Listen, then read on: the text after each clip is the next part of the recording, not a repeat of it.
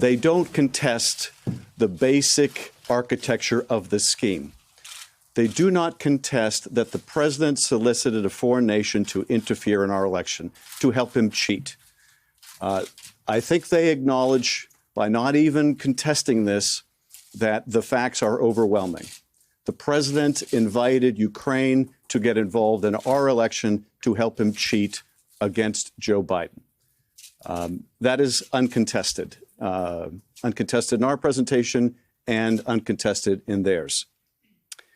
What they do argue is the following. First, they argue that the July 25th transcript doesn't show the two leaders making an explicit reference to a corrupt this for that quid pro quo or bribery scheme. As if you would expect the two leaders on the phone to say, okay, this is how the bribery is going to work. This is how the shakedown is going to work. You're not going to get this unless I get that. And of course, that's not what you generally see in a shakedown scheme, even if it were done by organized crime. But what you do see is the following. They make the argument there's no mention of security assistance or military support during this call.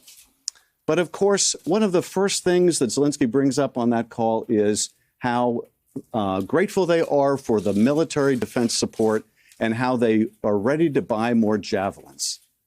Now, the president's team acknowledges just how important those javelins are, what a great weapon those javelins are against tanks. But what they don't really want you to pay attention to is immediately, as in the very next sentence, immediately after President Zelensky brings up this desire to get what the president's team acknowledges among the most important weapons they get from the United States, where does Trump go? But I want you to do us a favor, though.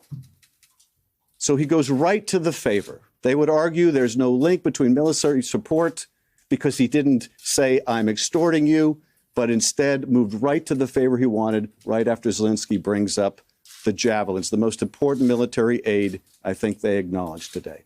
Hey there, I'm Chris Hayes from MSNBC. Thanks for watching MSNBC on YouTube. If you want to keep up to date with the videos we're putting out, you can click subscribe just below me or click over on this list to see lots of other great videos.